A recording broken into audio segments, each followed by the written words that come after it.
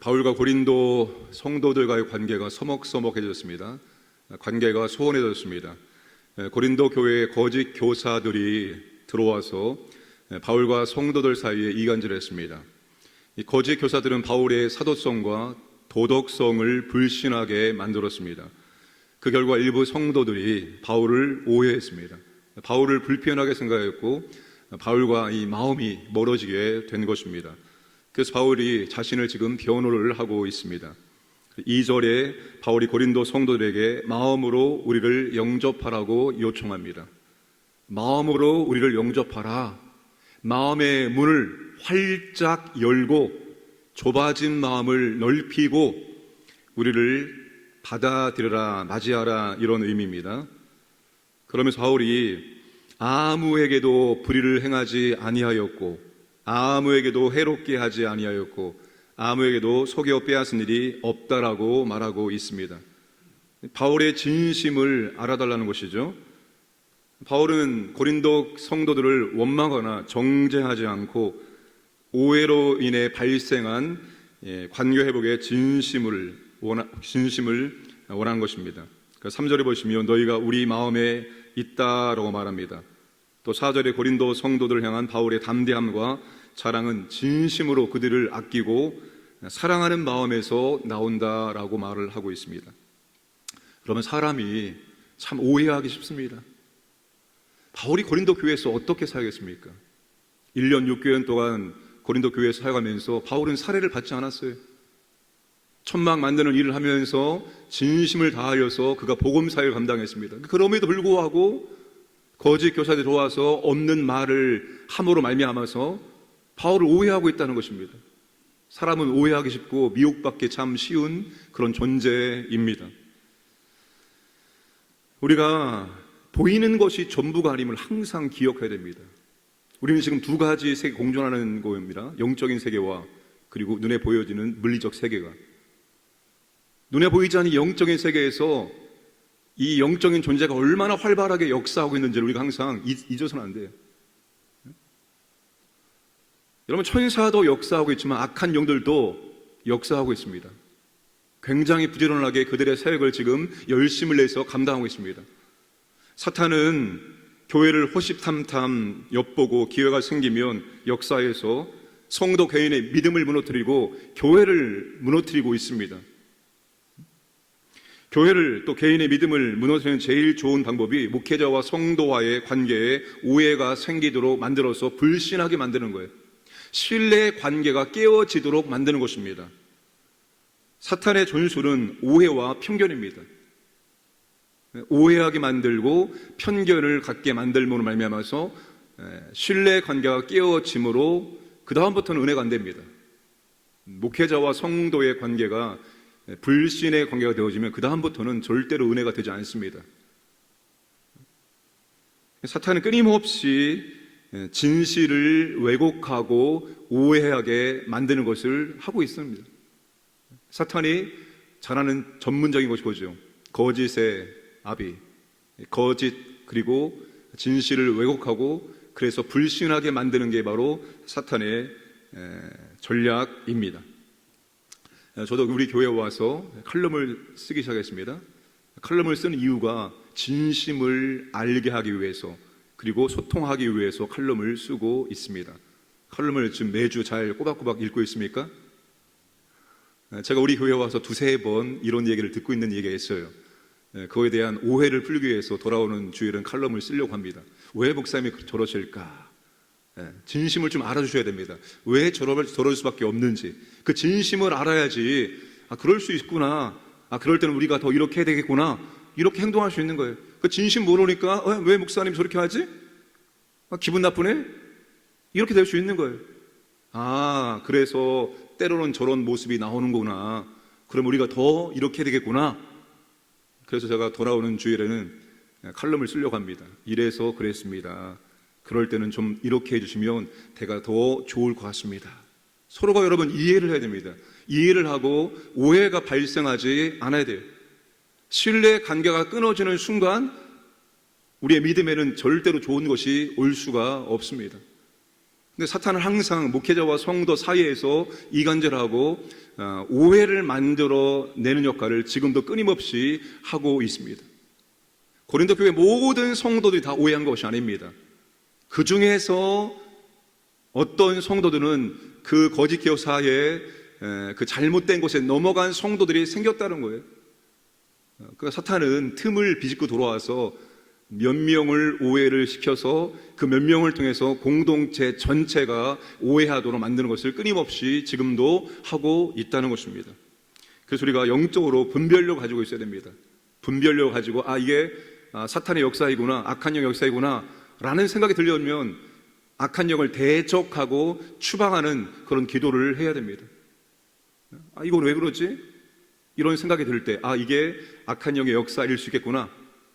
무조건 여러분 예수의 이름으로 악한 영을 대적하고 추방하는 기도를 해야 되는 거예요. 여러분 악한 영이 알고 있습니다. 이 사람이 이게 지금 악한 영이 역사한 것을 분별하거나 분별을 못하거나 분별을 못하면 계속 역사하는 거예요. 그러나 이 사람이 영적인 분별력이 있어서 이게 악한 영의 역사구나 알아차리고 대적하면은 안 건드립니다. 모르면 계속 건드리는 거예요. 그리고 당하게 되는 것입니다. 영적으로 우리가 깨어 있어야 되고 영적인 통찰력과 영적인 분별력을 우리가 가지고 있어야 되는 거예요. 안 그러면 항상 우리가 사탄에게 악한 영들에게 당합니다. 당하면서도 모르는 거예요. 왜 그런지. 영적인 분별력 우리가 갖고 깨어 있어야 됩니다. 현재 바울이 상황이 5절입니다. 5절 말씀을 다 함께 읽겠습니다. 시작. 우리가 마게도니아에 이르렀을 때에도 우리 육체가 편하지 못하였고 사방으로 환난을 당하여 밖으로는 다툼이요 안으로는 두려움이었노라. 사방으로 많은 환난을 당하였습니다. 마케도니아, 그리스 북부 지역, 빌립보, 데살로니가, 베레아 지역을 의미합니다. 이 마케도니아에서 지속된 가행군으로 육체가 너무나도 피곤했습니다.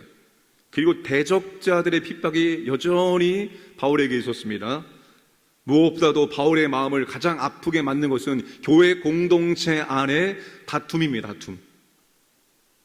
바울의 마음을 무너지게 만드는 게 바로 바울이 세운 이 교회들 안에서 다툼으로 말미암아서 교회가 하나가 되지 못하는 것, 다른 무엇보다도 바울의 마음을 아프게 만들고 바울의 마음을 힘들게 만들었습니다. 바울은 안팎으로 두려움을 당했습니다. 어려움을 당했습니다. 능력의 사도 바울도 연약한 한 사람의 인간임을 우리에게 보여주고 있습니다. 그 연약한 인간에게 필요한 것은 바로 위로와 격려라는 것입니다. 그래서 낙심한 자들을 위로하시는 하나님께서 바울 일행을 위로하셨습니다. 어떻게 하나님께서 바울 일행을 위로하십니까? 디도를 통해서 위로하십니다. 바울이 빌립보 교회를 갈 수 없는 상황이기 때문에 대신 디도를 보냈습니다. 문제 수습을 위해서, 또 바울의 마음을 전달하기 위해서. 그 디도가 고린도에 갔다가 바울 일행에게 돌아온 것입니다. 합류한 거예요. 여러분, 바울에게 지금 무엇이 위로와 격려가 되는가 하면 디도가 바울에게 돌아온 것 자체, 지금 바울이 디도를 보고 있는 것 자체, 이 자체가 바울에게는 엄청난 위로가 되었다는 거예요. 왜 그런가 하면 디도는 바울에게 믿음의 아들이었습니다. 오네시모, 디모데, 디도가 바울의 믿음의 아들이었습니다. 그 믿음의 아들이 돌아오는 것만으로도, 든든한 지원군이 그에게 돌아오는 것만으로도, 그 동역자를 보는 것만으로도 바울은 위로가 되었습니다. 모세의 동역자 아론과 홀이 있음으로 말미암아서 모세가 손이 내려오지 않고 기도함으로 아멜렉과의 전투에서 이스라엘이 승리했던 것처럼 바울에게 진정한 위로는 그 동역자가 있는 것입니다. 바울과 함께 복음사역을 감당할 수 있는 그 동역자가 바울에게는 위로가 되었던 것입니다.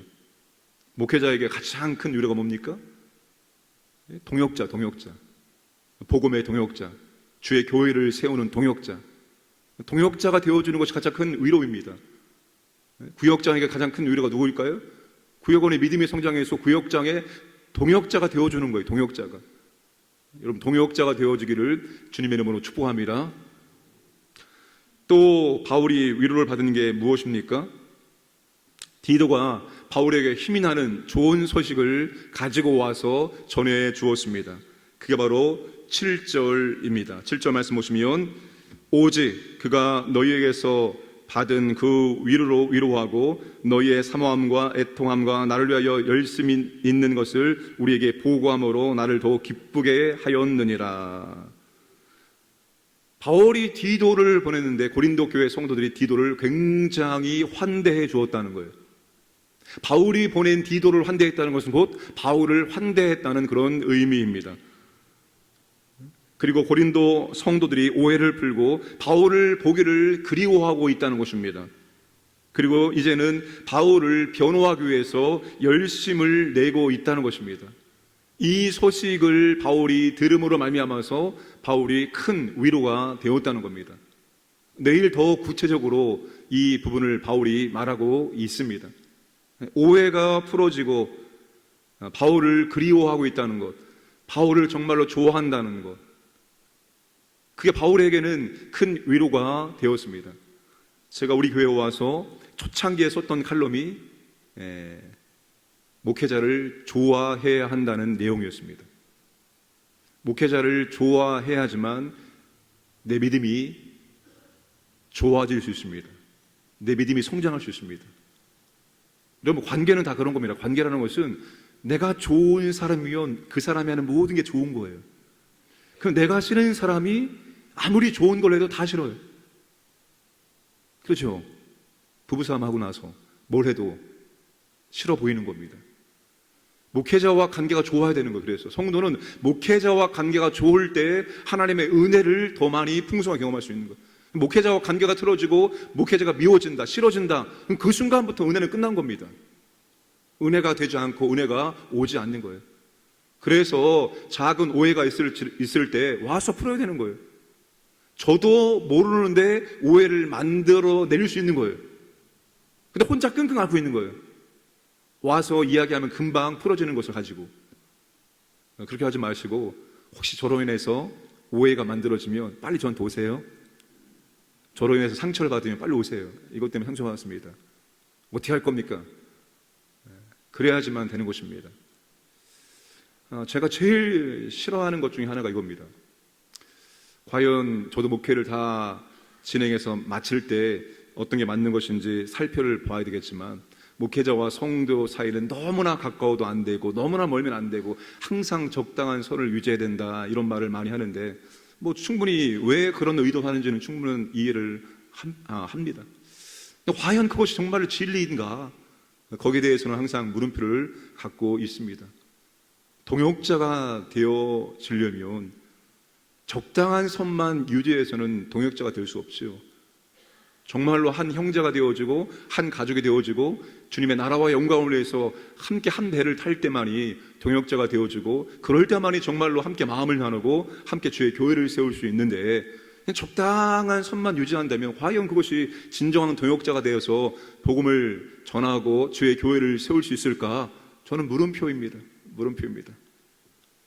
그러나 제 마음에는 하나님의 진리의 말씀대로 되기를 원할 뿐입니다.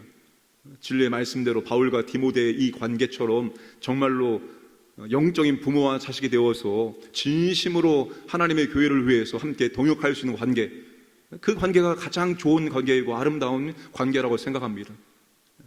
우리 모두가 주 안에서 주의 교회를 아름답게 세워나가는 그런 진실한 동역자 관계가 되기를 주님의 이름으로 축복합니다. 함께 기도하겠습니다. 특별히 여러분, 대통령과 위정자들에게 하나님 지혜를 주셔서 참 어려운 환경 가운데 있습니다. 여러 가지 여러분 어려운 가운데 있습니다. 이것을 잘 풀어나갈 수 있도록 지혜와 능력을 주옵소서 기도하시고, 또 여름 사역이 시작되고 있습니다. 초등부 여름 성경학교, 중등부 하계 여름 수련회 가운데 은혜를 주옵소서 기도하시고, 우리가 영적인 분별을 가지고 악한 영을 대적하고 항상 우리가 주의 말씀 붙들고 살 수 있도록 도와주시고, 우리의 모든 관계가 동역자 관계 될 수 있도록 은혜를 베풀어 주시옵소서. 함께 기도하겠습니다.